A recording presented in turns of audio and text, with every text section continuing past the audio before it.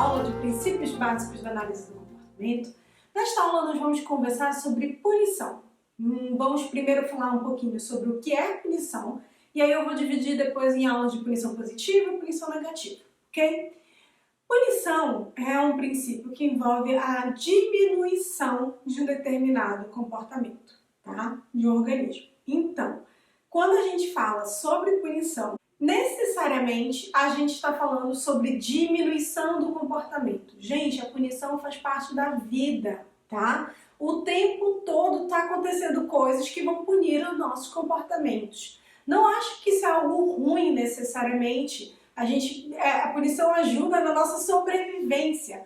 Um exemplo que eu costumo dar hoje em dia é assim. Imagina que você começou a sair com uma pessoa. Aí essa pessoa começa a criticar sua roupa, nossa, está muito curto, nossa, você fala assim, nossa, você anda fulano, caramba, você vai tentar essa vaga de emprego, você realmente acha que você vai conseguir trabalhar nela, nossa, vai ser muito difícil isso. E essa pessoa começa a fazer isso o tempo todo. E aí você começa, de repente, a ver um telefonema da pessoa e não atende, ela manda mensagem, você não responde mais, antes você respondia, ela pede para sair, você diz que está muito ocupado e que não pode agora.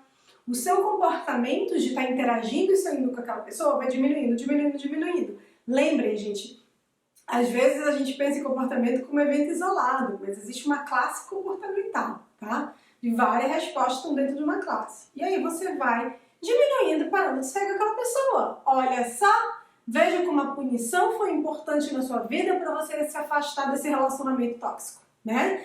Então, punição vai acontecer o tempo todo com a gente, a todo momento. E a gente vive numa sociedade que ela é estruturada muito com procedimentos punitivos e com práticas punitivas. Então, a punição, ela vai fazer parte do nosso dia a dia o tempo todo. A gente vive numa sociedade que é baseada em práticas punitivas.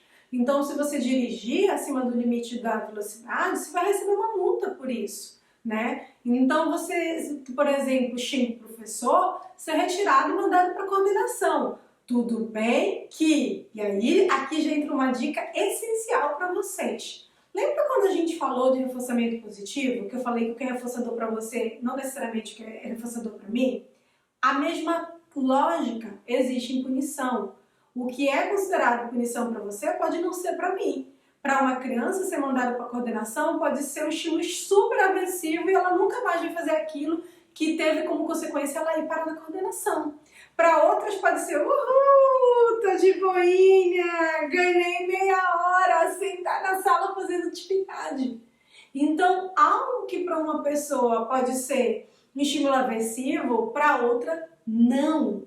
As pessoas, lembra que a gente falou, elas tendem a achar que gritar, brigar e até mesmo bater numa pessoa, numa criança, vai ser punitivo. Não, gente. Se não está diminuindo o comportamento, não necessariamente é punição. Então, aquilo que eu falei para vocês, parem de pressupor, parem de achar que algo é reforçador, não. Esse brinquedo, por exemplo, que eu tenho aqui, para mim, extremamente reforçador. Para outras crianças, não. Então, a mesma coisa vai acontecer com a punição.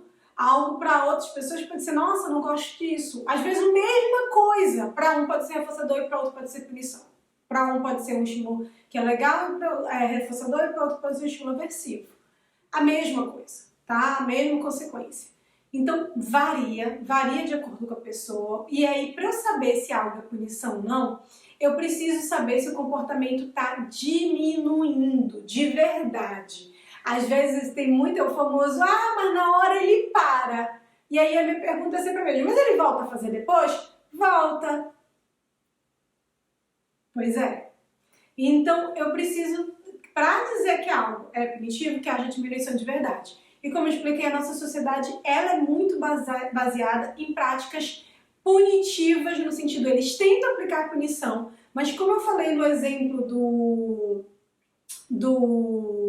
da escola, não necessariamente aquilo vai ser punição, punidor, vai ser um estímulo aversivo para aquela pessoa. A gente tende muito a pressupor, tá? Quem aqui, eu vou dar um exemplo com reforçamento positivo de novo e com punição, tá? Quem aqui nunca ganhou um brinde que fica olhando e dizendo por que estão me dando isso? Que espécie de brinde é isso? Então você fica, nossa, isso não vai aumentar a minha frequência de fazer determinado comportamento. Isso acontece, gente. Então eu posso ganhar um brinde que não faz a menor diferença, não vai aumentar minha frequência de ir naquele local, de consumir aquilo, de fazer aquele trabalho, de nada. Porque eu pressupus que uma premiação vai ser reforçadora. Uma premiação não necessariamente é algo reforçador. Reforçador é se aumentar o comportamento de frequência. Da mesma forma, uma punição só vai ser punição se diminuir o comportamento. Se não está diminuindo o comportamento, não é punição. Então o professor gritar na meio da sala, ordem, silêncio, sentem, calados. Se não está diminuindo o comportamento das crianças e elas continuam levantando, gritando e fazendo uma algazarra, sinto muito, mas esse procedimento ele não é punição em termos comportamentais, tá? Pode ser um comportamento na tentativa de que seja, mas não é. Só falamos de punição se há diminuição do comportamento. Não esqueçam disso, porque é muito comum as pessoas acharem que estão tendo comportamentos, tendo ações que vão punir o comportamento e não vão. Tá? Isso é muito comum. Quando a gente fala de punição, a gente também fala de duas formas disso acontecer. A punição positiva e a punição negativa, tá? Da mesma forma a gente vai falar desses dois. Punição positiva e punição negativa. E aí como é que funciona esse esquema então, mãe? Punição positiva, punição negativa, como é isso? Vou falar agora, a partir de agora, nessa próxima aula, somente de punição positiva. Tá bom?